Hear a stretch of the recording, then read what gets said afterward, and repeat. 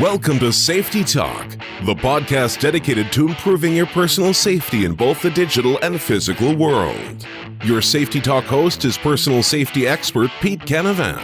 Pete shares his insights and interviews experts who provide simple and effective tips, techniques, and technologies to keep you safe and secure both online and off. Here's Pete.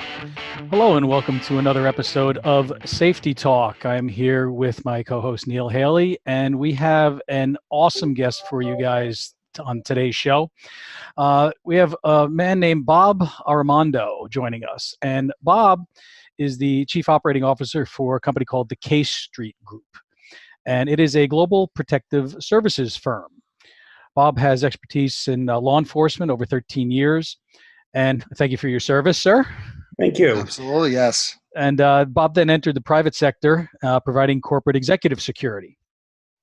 He's also, his responsibilities have included business continuity and crisis management and mitigation, as well as investigating counterfeit drug trafficking, chargebacks fraud, supply chain manipulation, and expense account fraud. Wow. So he's got a very wide range of experiences here.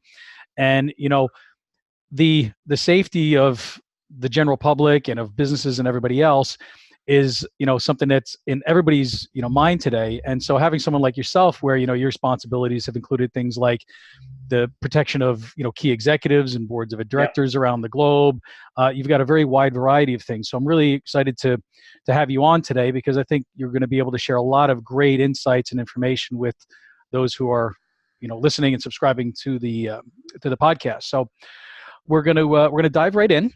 All righty. Well, first, let me just say, nice to meet you, Pete and Neil. Thank you. Yes. Thank you for inviting me on this evening. And I got to watch out. He's going to investigate me, Pete, so I better watch out. So what kind of questions I ask, especially my background of days in pro wrestling and everything. He'd be one of those investigators for sure. Right. So, you can't go off the grid. There's no way to go off the grid. I can't go off the grid on Google. You know that, Pete. All right, go ahead. No, you're everywhere. And I'm pretty much getting there too. And, you know, today that's part of the problem is, you know, it's such an interconnected world that we live in that really, unless you are a hermit or somebody that's completely disconnected from the grid that lives in some, you know, mountain cabin in the middle of nowhere with no connection to any technology, there is no hiding. Correct. That you put out there don't allow you to hide, and you got to be careful about what you put out there, because as we've seen, especially in recent days, stuff that you do years and years and years ago that you never think is going to, you know, Comes back to haunt you. Right. You never think it's, you know, has any bearing on your future. And next thing you know, oops. Yeah, absolutely. Absolutely. So I think let's start off by talking a little bit about, Bob, the different types of emergencies that you've dealt with, and kind of get into that a little bit. Sure, absolutely. I mean, one of the most memorable that comes to mind is when the earthquake hit Haiti. Wow. A couple of years back. So I don't want to mention our client's name, but it's one of the largest broadcast companies in the world, you know, called us the day of the earthquake, called us and said, hey, I need 7 guys on a plane tomorrow to get into Haiti. And by the way, we don't know how long you're going to be there. Oh, jeez. Little open-ended. Right. So the intel that we had picked up was that, you know, things were bad. They were bad. I mean, just from the feedback that we were getting. So we got our special ops team together, and we were on a charter flight from Teterboro heading toward Haiti. But at that time, then the U.S. military closed the airport, so we had to land in the Dominican Republic. And no complication. Right. So we had to caravan it into Haiti. And, you know, Pete, Wow. I would say that the most memorable part of that situation was driving into Haiti at about, I'd say, 5 a.m.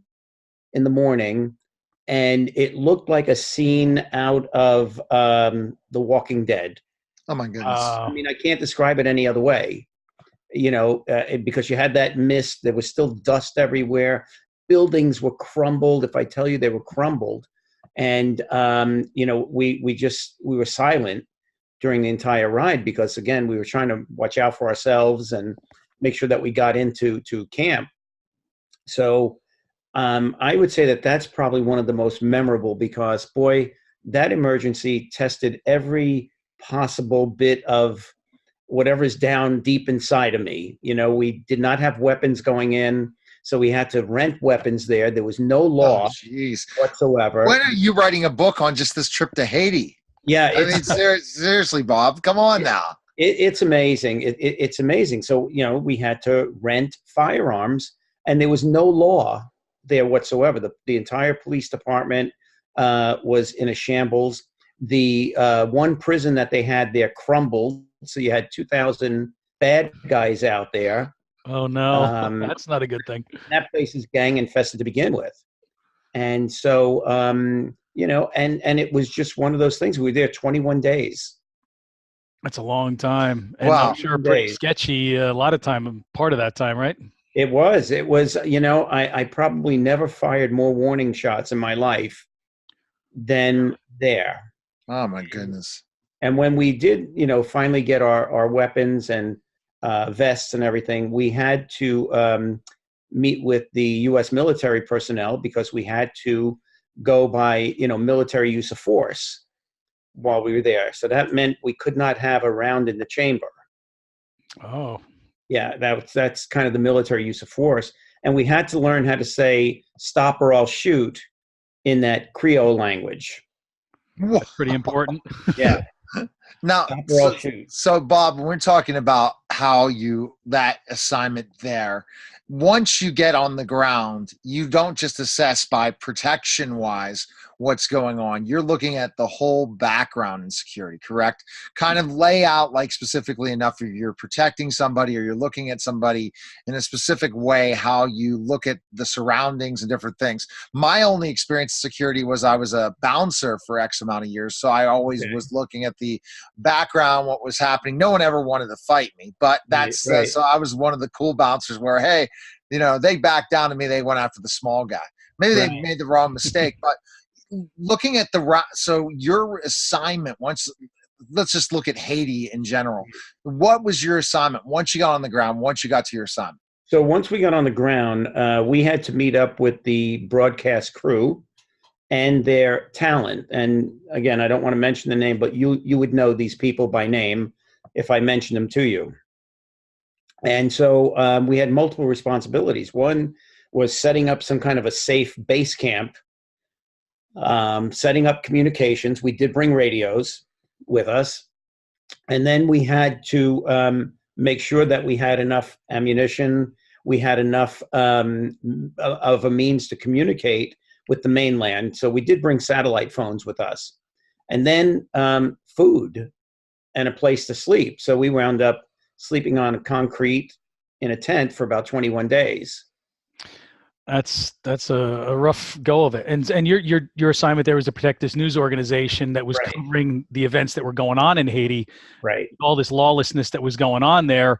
It was like you and these 6 other guys, basically that was your assignment to keep them safe because of the craziness of that environment. Right. And that was nearly not enough. I mean, 7 of us. That's not many, no. Yeah, because we could not fathom what we were walking into at all. Could not fathom it. We didn't understand going in how much death there was and destruction until we finally got there. And, we kind of got to get around town and stuff like that. But 7 was just not enough. We gave the producers and the talent a curfew every night because they wanted to go out, with production crews, and we gave them a curfew. We need to get back to base camp before dark. Sure, for everybody's protection. Right. And, there was one particular talent that thought the rules did not apply to him.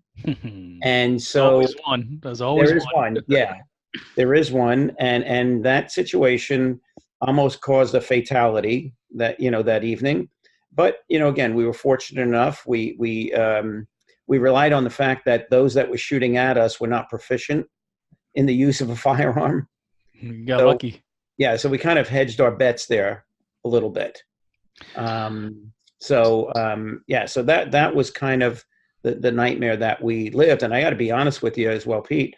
When I got home, I still had that smell in my nose of death. Oh. Oh my God, because it was everywhere. It was on the streets. It was everywhere.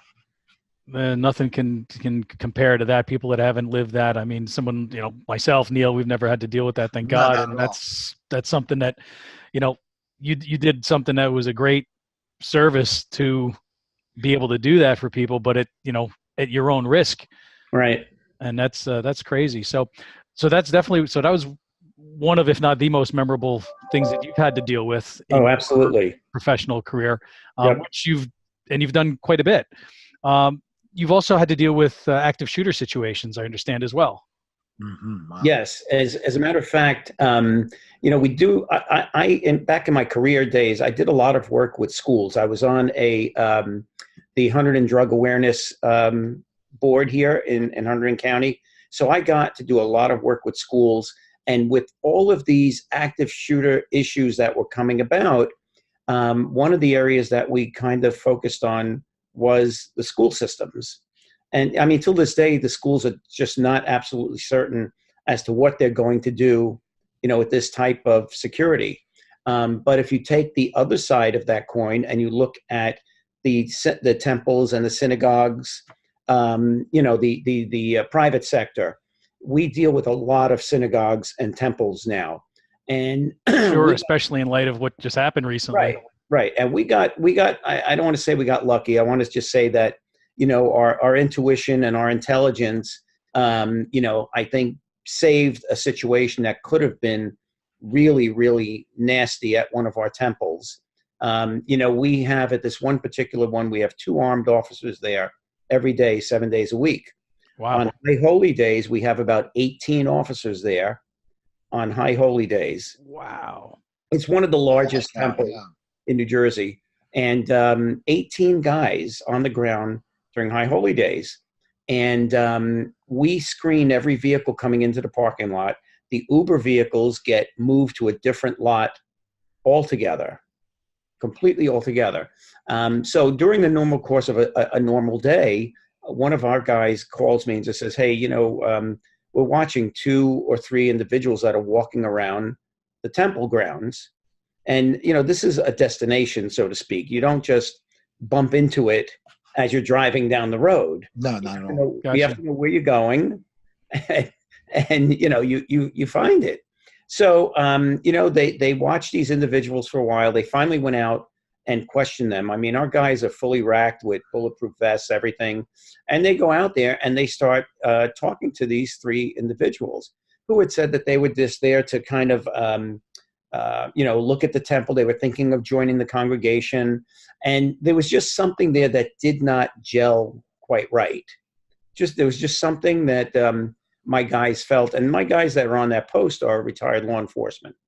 Yeah. So they have that intuition that something doesn't sound right or feel right.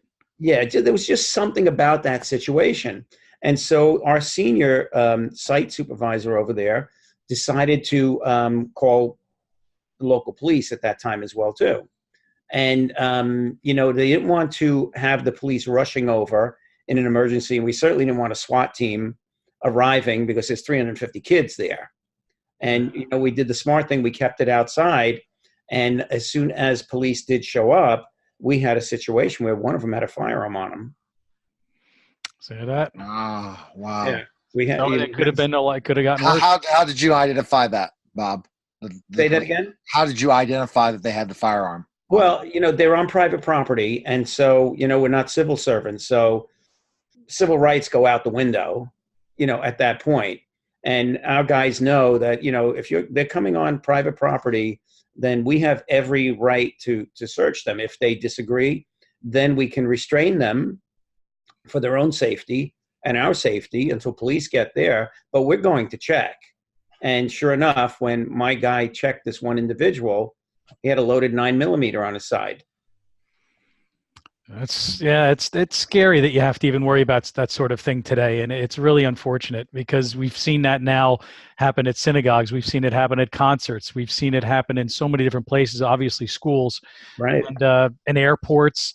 And it's like no place is sacred anymore, including houses of worship, which should be a sacred place. Yet they end up being places that are targeted more often than not, especially in other countries. We see it stuff happen all the time, and it's so sad, it's so devastating, and it's so infuriating, and it's so confusing, because you think, what goes through these people's minds? They're people gathered together to worship, to pray, and they feel like they're in this safe space, and yet to someone else it's like, what, here we have a bunch of sitting ducks, and we're going to state and they and the rabbis in these temples, and even the administration, it's a delicate balance, because they want to have an open sense of community. I mean, this is what the temples are all about. So you got to hopefully have a good head rabbi that is has the foresight to kind of say, okay, we'll figure out other ways to balance this open community effect. And now this one particular temple, we've been there now for going on 5 years with them, and it's amazing because the congregation, even the kids, they give our officers gifts around the holidays. That's great. They give them cards, holiday cards, and on High Holy Days, you can hear people talk about how this particular place is one of the safest places on earth. That's fantastic. Kudos to you and your team. So absolutely, yeah, wow. And Bob, I think that what you see is that when we talk about these places like synagogues, I think any religious organization now really needs to start to protect themselves more, have more security, better eye on people coming in and out of the building. You never know what could happen, as it happened, the tree of life. Absolutely. And we say to people, it's all about access control 101. It really is. It's controlling who comes into your facility. Now, what would you say, and this kind of is a perfect sort of segue into this, is one of the things that I talk about all the time to the people that I talk to about safety and my teaching, training, speaking, et cetera, is you need to be armed with awareness, which is, a situational awareness type thing. And I like to say armed with awareness, because you're armed with awareness. That's not something that can be taken away from you, like a gun or a knife or pepper spray or a flashlight or anything else that you could be using to protect yourself. Your mind, it's always with you. So you need to be, so if you're always armed with that awareness. So what would you say the average person's range of their situational awareness is when it comes to their awareness, their knowledge of their surroundings, the people, the places, the objects around them? What would you say the average person that you've run into in your experience, how prepared are they or not? Well, Pete, I do teach classes on situational awareness, active shooter, things like that. And it's interesting because when I do talk to these groups, and I do poll them, we have good two-way dialogue conversation, and it's just amazes me as to how many people walk around and don't have a clue. Oh, yeah, truly, they don't look at what's around them. And I talked about balancing. That taught me to have that kind of situational awareness, which I never even knew as a definition until I started working for a company called Lensec. That's a video surveillance company, and I didn't even know that word, but I learned it as a bouncer. And I honestly, because of my size, have always had that kind of thing. But some people just walk around like there's no way anything's ever going to happen to them.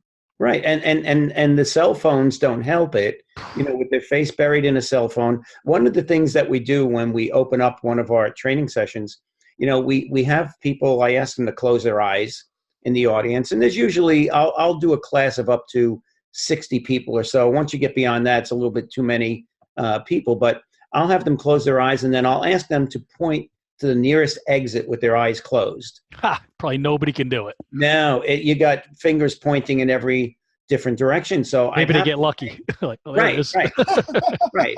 And the military uses a color coding system for situational awareness, with white being the kind of basic where you just walk around with no clue as to what's going on, no concerns about fear, no nothing. And then and then you've got your yellow level after that, which is, well, you know what, you're kind of aware, you at least know what direction you're going in. Maybe where the exit is, the closest exit. Then you've got orange, which is where I live all the time. I live in Orange, unfortunately, you know, not unfortunately, because of your experience, it's taught you that's the best place to be. right. It is because I can make the leap to red pretty quickly. Somebody in the white area can't make that leap as quickly. And I will tell you that, you know, sometimes my family thinks I'm crazy. When we go to a mall, when we go to a restaurant, we go to a movie theater, or anything to that effect, because I'm constantly looking around and thinking something is going to occur. Oh, wow. Right. And how do I protect the people that are with me? I'm not so worried about the general public anymore, but, you know, the people that are with me. So for those people that are not familiar with those military color codes, okay, you have the white, you have yellow.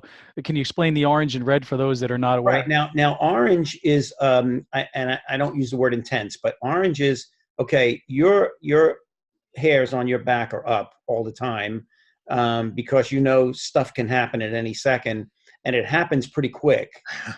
And so, you know, you're aware of the exits in the rooms that you enter. Mm-hmm. You know where the best place to cover is if you're in a mall. So you know all these things. And if it happens, because it does happen so quick, you're ready to react. Exactly. Which is red. Right. Red is game on. You know, there's no holds bar. Oh, Jesus. You're just going full steam ahead. See, and I'm similar to you in that, and my wife does the same thing. She thinks I'm a little nuts because when we go places, she knows now I have to sit to see the door. She will never sit there anymore. She always sits, you know, her back can be to it, but no, I have to sit there because I'm armed and I'm aware of what's going on. And I do the same thing. I know where the exits are. I know where I can, you know, seek cover. And I'm always looking at the people where I'm at, if it's a restaurant or a movie theater, to see, okay, who around here looks like they could be a threat? Who around here looks like they could be an asset and assist me if I see something? Like if I see a guy who's like obvious military, I'll say, you know what, he probably has training. If something goes down, here's somebody that I could probably say, hey, you come here, help, you know what I mean? And do that sort of thing. And that's the sort of thing that most people do not do because, as you just said, Bob, they live in a state of, I don't know, ignorance is bliss sort of, you know, thing where they feel that, you know, something is not going to happen to them. And what I tell people all the time is that, guess what? Every single person that has ever had something, whatever that is, could have been your identity stolen or it could have been an active shooter or something. They all say the same thing. And you know what that is? I never thought it would happen to me. Right. And so I say to people, no, I'm here to tell you that it could happen to you. And it's not a you know, paranoia. It's simply awareness and preparedness. Because if you're prepared, you're not going to be afraid because you're going to know what to do. Right. And where I kind of am not in the position that you guys are in, but when I walk into a bar or some sort of big area, like that's where I kind of really look out for things, especially sporting events or different places where there's lots of people, because you never know when those drunks or certain people can go awry, and you got to watch out for those things, or in more dangerous neighborhoods. Even I'm sure, Bob, you see in sometimes people, they just walk in downtown like New York City and with no problem, like, oh, everything's gonna be fine. No, that's when you really have to be aware of your environment, because if something can happen so quickly, or more dangerous, or more opportunities for some sort of something to happen. And I think that's the problem. People sometimes just think, oh, I can walk as a woman in a like dark area in a more dangerous neighborhood. Nothing will ever happen to me. That's where we really have to educate them more, Bob. Exactly. And I find that with the corporations that we deal with for training, it's mostly focused on situational awareness and workplace violence. I mean, workplace violence does dovetail into active shooter. So it's these kind of two courses. And then there's always the de-escalation techniques and things like that. But it's just more and more of the corporations now, because of this duty of care, that they're concerned, you know, there's going to be a lot of backlash with liabilities if something were to happen at that particular location. And they chose to not train their employees.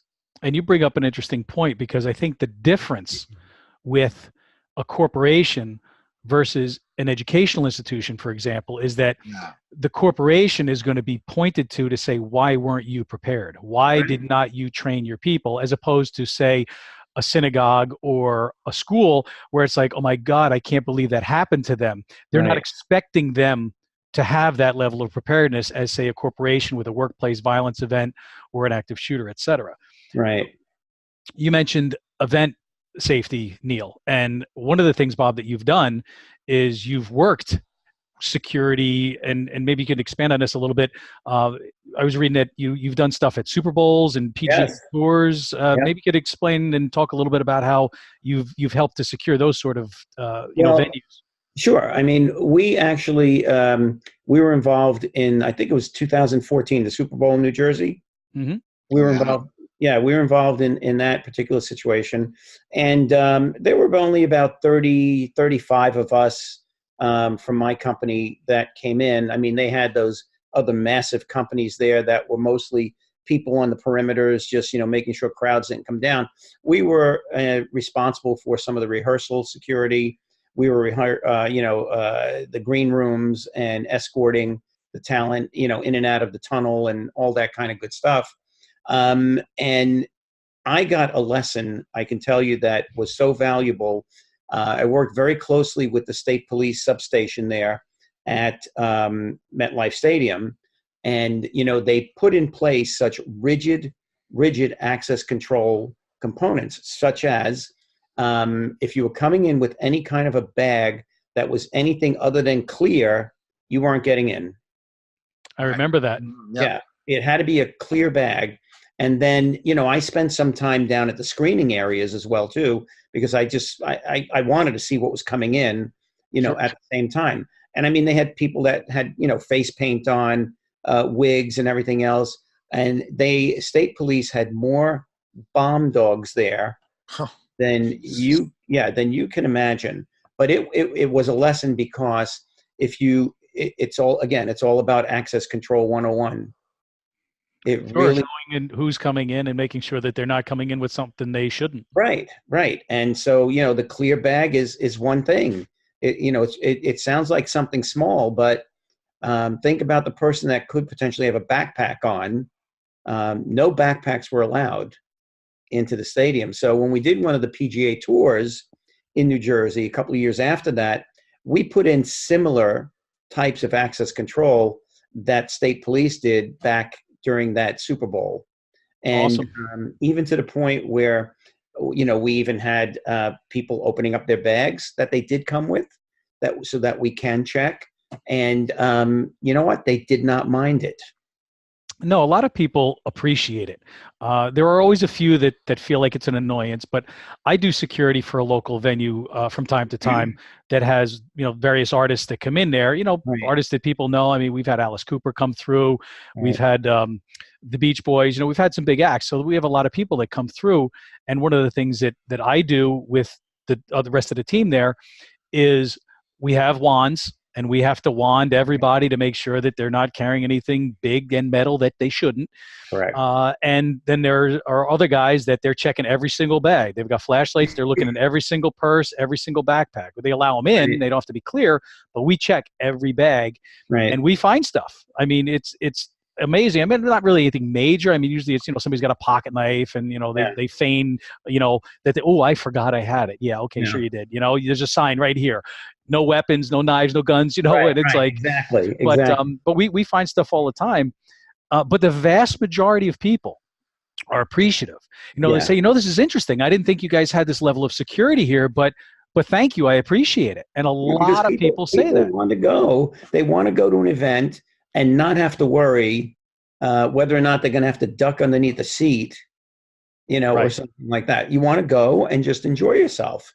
Sure, and that level of security gives people, that level of security then gives those people that sense of comfort to a certain extent. I mean, nothing is, 100% secure. I mean, that does not exist. I mean, that, I know that, Neil knows that, most people know that.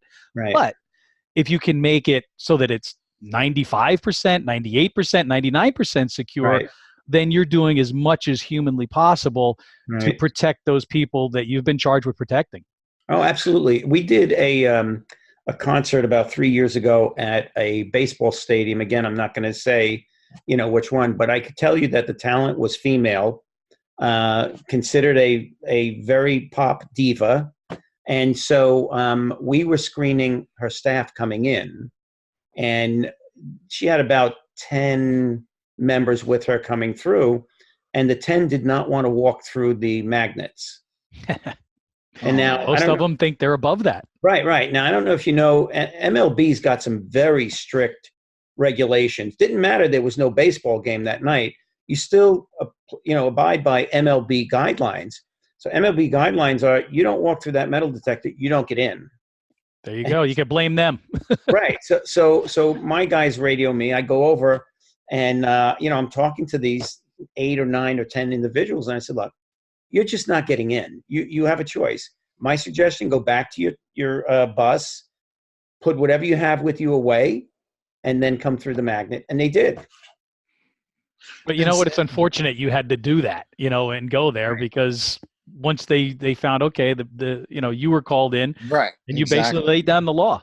Right. Said, look, you're not getting in. What do you want to do? And right. So they had to do it.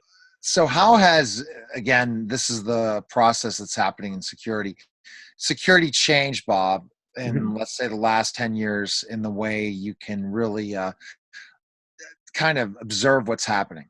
Right. Yeah.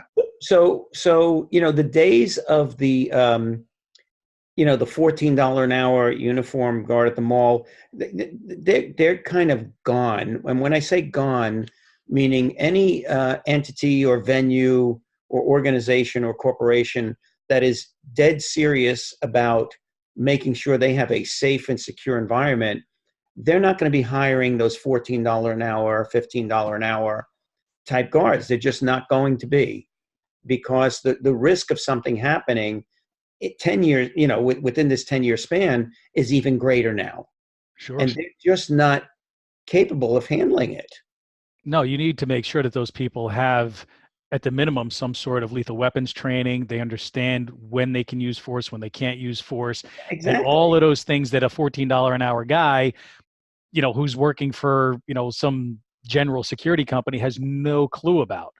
And most of them, quite honestly, are there to observe and report. Report. Yeah, they're not trained to, immobilize somebody, escort them somewhere, take them down. Right. And so that requires a professional. And if you expect professional levels of protection, you have to expect to pay professional levels of cost in order to make that happen. No, exactly. And I will tell you that we're very selective in the clients that we do business with, because we don't play in that low end of the market. We let those big companies, the big boxes of the world, we let them have that. And, we'll pick and choose. We don't really advertise. It's positive word of mouth. And so when we sit down with a client, they get more than just security from a company like us. That's great, because a lot of them, they need it, but again, they don't want to pay it. Right. So, that's great that you do that, because you're dealing with companies that understand the value and also the professionalism, that level that you and your company provides. Yeah. And the name of the company is what? K Street, right? K Street Group. Yep. K Street. Excellent. New Jersey. I'm from New Jersey, by the way. Where are you from? Bergen County. Oh, I know. My aunt lives up there. My aunt lives up in Paramus. There you go. My neighbor. I'm right up in that area. In fact, I grew up for many years in the shadow of what used to be Giant Stadium in East Rutherford. So up in that area.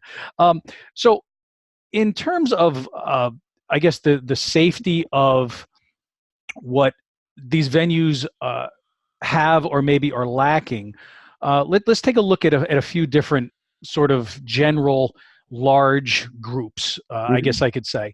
For example, schools. We mentioned schools. Schools are a huge one. You do work in schools. Yep.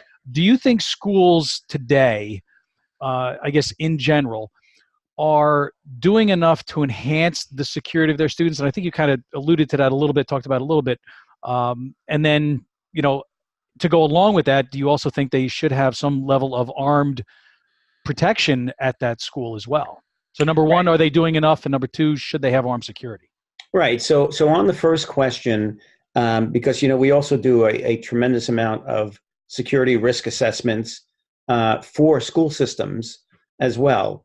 But what they don't realize is that document becomes discoverable if something were to occur. Yep. And they did nothing about it. And so it's interesting because, especially out here in New Jersey, we're out in Hunterdon County, and the schools out here just truly believe that it's never going to happen out here. Oh, jeez. No, it's true. I kid you not. And, matter of fact, one of the schools out here, we offered to put an armed officer in there free of charge. Wow. Free of charge, just to, placate some of the parents and things like that. I mean, this is when, Sandy Hook and all those other ones exactly, yeah, were going on. And we offered that service right up front because we like to work within our community. And they just kind of said, well, now, that's all right. We'll just do our own thing. And, some of these schools here, they take a teacher and put the teacher at a desk at an entrance. And, I think that's inadequate. Right. That's insane. Right. And, some of them do have police officers there for a couple of hours out of the day. Some of the wealthier school districts do have security on the ground. But what about the other ones? Right. But overall, I would say that the schools really don't do enough. They don't have the budget to do it. And you mentioned something that I have also run into, which is the minute you do a risk assessment and you have it in writing, it becomes public record. So now I've actually, in working with a gentleman who also does video installations at these schools, right, where he has even told me that he's gone in, offered to do a safety evaluation and write up a report, and they've said, no, just tell us. We don't want it in writing. Because they and I'm know. like, that's insane. But like you said, they know the minute it gets written and it gets official, now they're on the hook if something happens. Right. And we use a proprietary quantitative model that we use. Obviously, we do all the legwork and look at all the different systems, the hardscape, landscape, CCTV, all that kind of stuff. And we actually give them a quantitative score. And so when they see that quantitative score, they're trying to figure out, well, why are you giving us a 48 out of 100? Yeah, and then you have to explain it. That's crazy. So, yeah. Go ahead, Neil. I was going to just talk about, I think what I'm gathering when I call school districts to talk to them about if they currently have a what video management system do they have in place and things like that. They really don't know the people at the district who really is in charge of their security. Right. And they're trying to develop that and understand that point. I think colleges are doing a lot better than the districts, but ultimately, I don't think everyone sees how important it is to know who is in charge of your security. If it's your superintendent, that's fine. I think everyone should have a security director for every school district, should have a head of the security that manages the entire team and makes sure certain people have certain responsibilities and they're all trained on a specific system so they can monitor and spot this incidents before they happen. Because Bob, again, even though if we don't going to have another active shooter, there are so many things that happen in schools. Oh, absolutely. That are, and one of the things now is a lot of the bus systems are getting more and more better with their video surveillance as well. Mm-hmm. The systems are getting better and better and more high tech. Yep. That school districts should spend the money now or look for grant money because it's coming down the pike that it's going to save them money in the long run. Right. And they don't look at that. And, you raise a couple of really good points, Neil, with these school districts and just about how you have no idea who the one individual is that has responsibility for the safety and security. Now, colleges, as you say, and universities, they have public safety departments. So they definitely, have the edge going on. But, I ask students in general sometimes when there's no administration around, because I try to get the real truth from them as to what's going on. And I'll say to them, okay, so have you guys ever received any kind of training if somebody was to enter the building with a firearm? And they said, well, we're told to get in, under our desks or in a corner and hide and shut the door and lock it. And so I said to them, so what do you think you really should do? And I got to tell you, unanimously, it's I'm getting the hell out of there as quickly as possible. Yeah. And I'll tell you what, that comes to light in a real life situation, because if we go back to Sandy Hook just for a second, you talk about legal liabilities. Do you know there are multiple lawsuits right now against that whole Sandy Hook school administration? Wow. There's a lawsuit out there that claiming they should have had ballistic glass there. There's another lawsuit for saying that they should have trained the teachers better, because if you remember what occurred there, when that bad guy went in to that school, he entered the school, he went right first, did what he had to do with that administrative office, and then he went left because there was a library down at the left end. And about 10 feet from the library was an exit. And I'm not saying that the kids could have gotten out, but they probably would have stood a better chance if they tried to just evacuate when they heard those shots going off. Well, and typically that's what we're, you're hearing, and that's what's being taught is the run, hide, fight. You try to run and get, like you said, get out of there as soon as you can, if at all possible. Right. If you cannot, because you'd have to go through the shooter or whatever, then you have to hide and sort of, shelter in place. That's when you're blocking the door. That's when you're turning the lights off, silence the cell phones, be super, super quiet, lock the door if at all possible.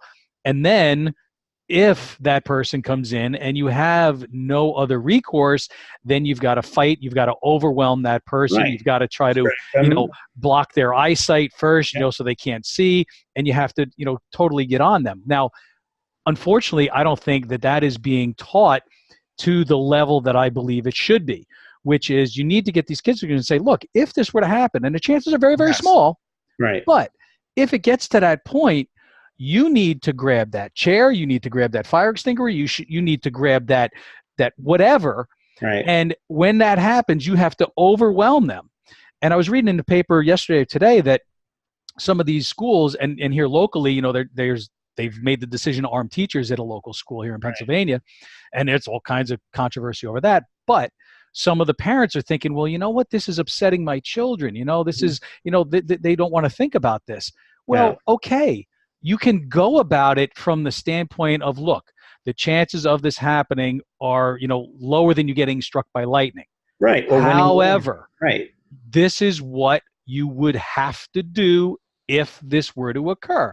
Not that it's gonna, but it could. And if you, I don't want to say downplay it, but put it in perspective that it's simply another skill set. You train for a fire drill. How many, children have ever had to deal with a real fire in their school? Right. Not too many. Do you not train for what to do? Of course not. And that's the same thing. Yeah. And if you really look at that, we now instruct, we actually call it an options-based run, hide, fight. Because we have so much data now on the survivability if you use an options-based type of an approach to this. And, it's no longer just barricading, it's an enhanced barricading process now. So you're putting desks, file cabinets, anything that you can imagine. Wow. Yeah, to slow them down. And then you're looking for weapons of opportunity. Just about every classroom has a fire extinguisher in it. Mm-hmm. And that's probably the most effective weapon of opportunity that you can have in your hands. Now, see, Bob, if you had the system where most school districts would have with access control, being able to lock the doors in specific ways so people cannot enter, how hard would it have been Sandy Hook or any of these if it was not done by a kid inside? Right. Yeah, I would say that if you hardened the school's access to the point where you did have ballistic glass on those front windows, and you had that door locked, and the only way to get in is for an individual to present some credentials that they are authorized to be there or they were invited in. Right. And if they were not, they're not getting in. So what would you suggest to schools as something that they should consider as a security enhancement? The ballistic glass? Yeah, and now hardened access? The budget for that. They have film now. 3M makes I don't want to say a ballistic film. It goes over the glass. Right, it goes over the glass, right. And it'll give you some of that extra time if you need it. if somebody's firing something at the glass. But I would say if that budget's there, ballistic glass, 100%.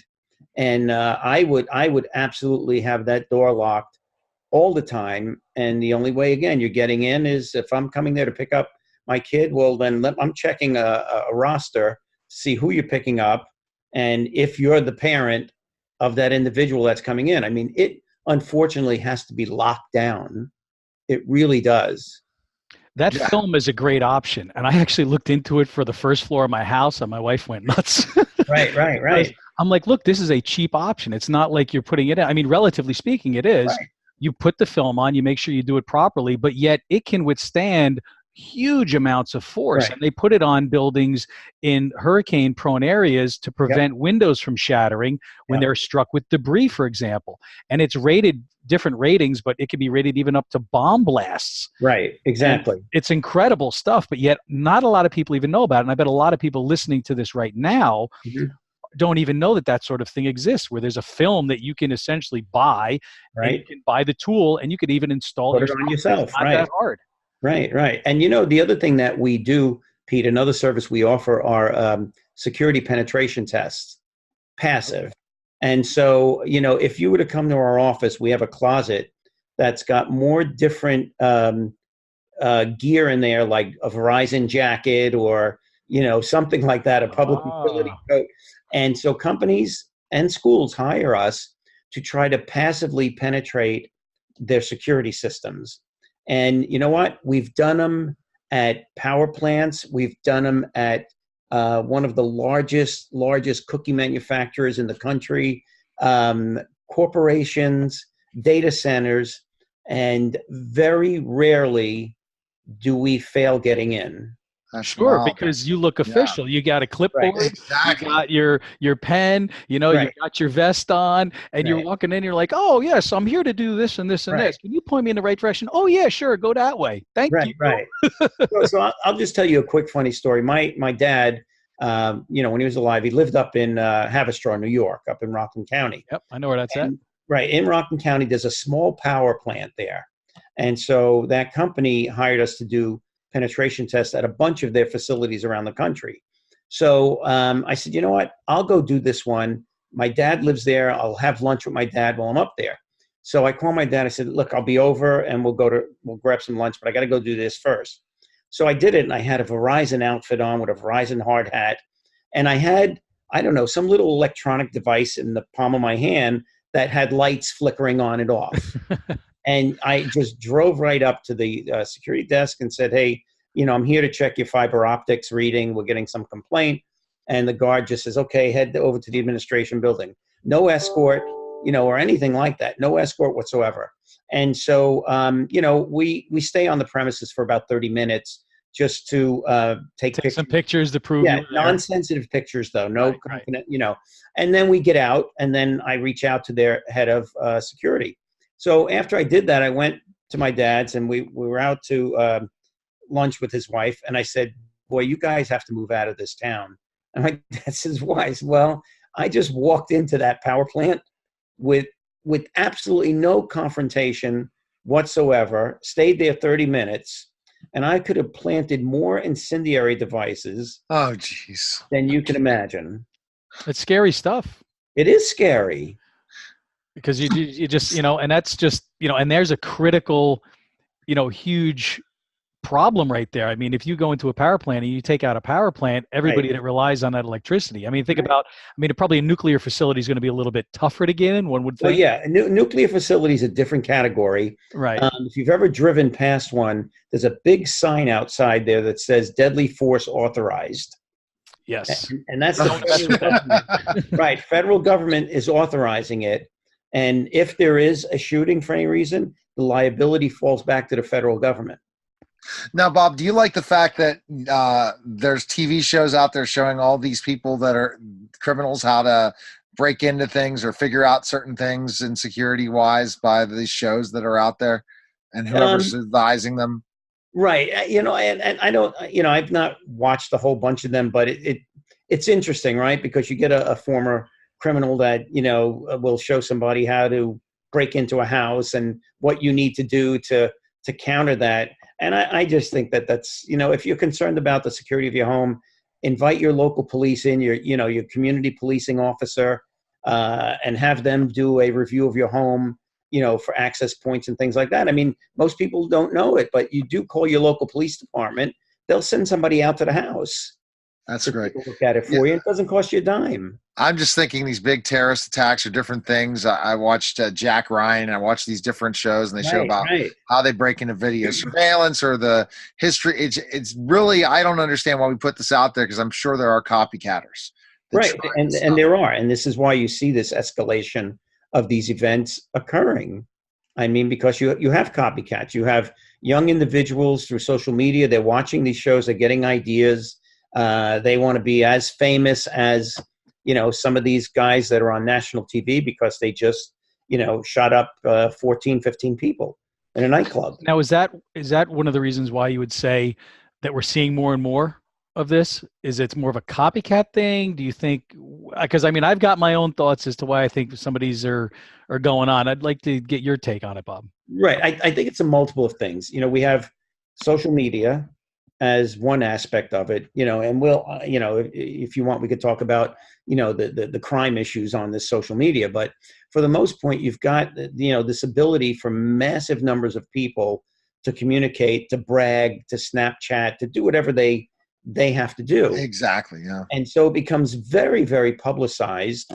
And, you look at the Boston Marathon bombers and stuff like that. And then they had a show about them, after that, and you get a young kid that's disillusioned with things going on, as an outcast at school, maybe, divorced parents, and start to see this thing and say, well, you know what? This notoriety is not a bad gig. And that's a horrible thought that gets in their head. Right. It's a horrible thought that gets in their head. And then they start the posting, before they do what they're going to do. They start the posting on various social media outlets. And that's why, when you go back and you do the post-mortem on a lot of these active shooter stuff, there was information out there. And, I don't know really whose sort of fault that is, because, I mean, you could point fingers all day long, but it's a really good point you bring up, because social media has almost become a place that allows them to have some sort of validity to what it is that they're doing. And there are always breadcrumbs. You can go, like you said, you can go back and you can trace, like, well, look, this person was posting this, 3 weeks before, 4 weeks before, 3 days before. Right. They were saying, what, something's going to happen. So is that the responsibility of the social media, company itself, that they're not catching it? Do you think it's that their friends that are seeing it, they're, saying, they're just all talk, they're not going to say anything? Do you think it's a shared responsibility? I'd be interested in getting your take on that, because it's a touchy subject. It is very touchy. I will tell you that we have licensed in a proprietary social media intelligence platform. Again, I'm not going to mention the name, but the system has the ability, whether I'm using a geofence or, just, certain keywords and stuff like that, to monitor for this type of activity. So I'll give you a great example. We had a CEO of one of the largest pharmaceutical companies going down to Fort Lauderdale to do a 40-minute keynote. Okay. And so, we did do the advance there, but at the same time, we put a geofence around the Fort Lauderdale area. And so we were monitoring Twitter chatter, the chatter in general. And we picked up a piece of chatter from a teenage high school female that was warning students not to go to school the next day. So, we see this now. We have some obligation to give that information to law enforcement. I mean, we have to do it. So I call up the police down there, the Hollywood Police Department, and it took me about 30 minutes to at least convince them that I wasn't crazy, that I was, that you're a professional and you're trying to help. Right. And then, but when they finally realized that, we sent them all the information, and they did go to the girl's house. They did go to her house. Now, I don't know what happened, from that point on. They didn't come back to us. But I would say that school systems should be doing this, because in schools you have bullying going on. You've got, I mean, you can talk to students in our high schools here. They tell us that, they can go buy pot anywhere in the school they need to. They've got kids that are emptying water bottles and putting vodka in them and selling them. Oh boy. Right. And so, this is going on and nobody is electing to do anything about it. This social media tool is so powerful. Yes. Is this a proprietary technology? Or is it something that's commercially available? It's commercially available. We license it in. Are we allowed to tell people what it's called? It's actually called Life Raft by Navigator.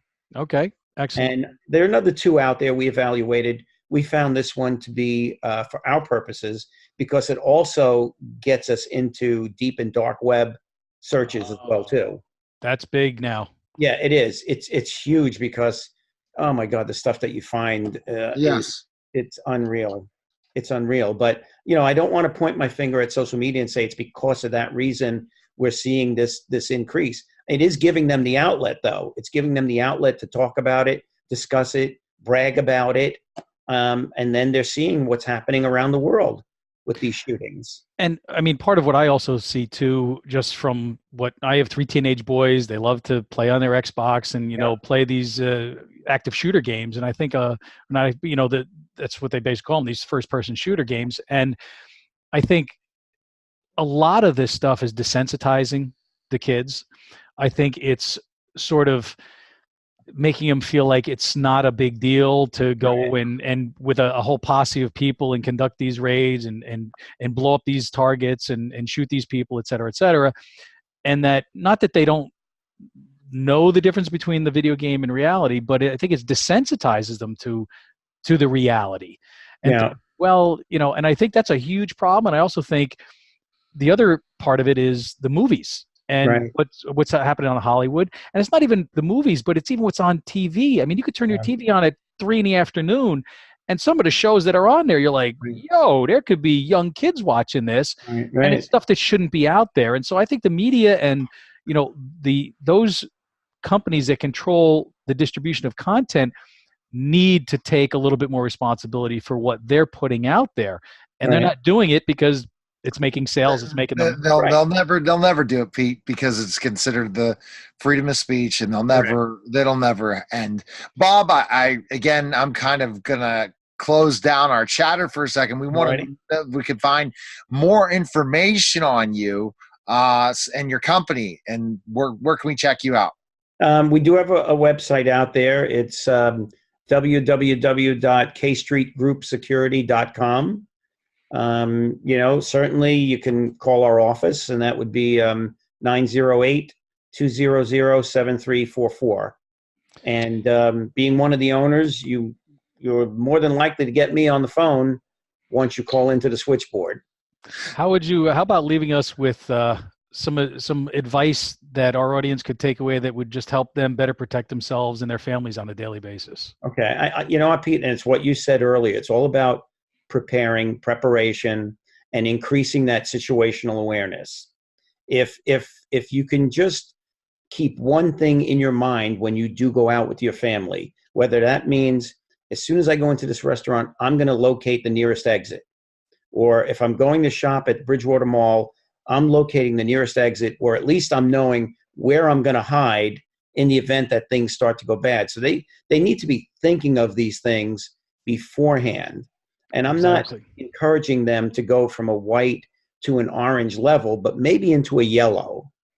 Right, exactly. Because the time, and I say this, and this is one of my taglines, is the time to prepare is before the need arises. Right. And if you never prepare and you ignore that a problem can occur, you're going to be woefully prepared for something if it were to happen. And you don't have to be paranoid. It's not that you're somebody who's thinking, oh my God, there's something going to happen to me no matter where I am. It's simply starting to make these things a habit. And when it becomes a habit, you get into the habit. You start to do it all the time. And then it becomes, sort of the new normal. Well, it's muscle memory, right? It's muscle memory. You say, okay, I'm going to see a movie tonight at some theater, and I know there's an exit right over there. So I'm going to just sit a little closer to it. Wow, I really enjoyed this conversation, learning from two safety experts. I'm learning the industry very fast, and that's great because I always, as the total tutor, try to study new industries and understand them more. And Bob, we need to talk off air to see how we can help each other out in specific ways with some of the things I'm doing, and I'm sure Pete will do the same. And and are you on social media for people to check you out as well? The company is. I can tell you that, but personally, I'm not. I mean, and that could be a good thing. I do have a Facebook page only because we do have a corporate Facebook page. So gotcha. You have to have your personal, not the corporate. I understand it because I own a social media and branding company, so I understand completely. Well, good talking to you guys, and great show. And Pete, we can find info on you real quick for our listeners as well. Absolutely. Go to PeteCanavan.com, CANAVAN, and there is a cybersecurity checklist that is free for anybody to learn how to best protect themselves and the best practices to stay safe in the cyber world, which, as we know, can sometimes lead to then problems in the real world. Yep, absolutely. All right, guys. Good night, everybody. All right, thanks for listening. All right, take care. Thanks a lot. Thanks, Bob. Bye-bye. Good night. Bye-bye. Okay, bye-bye.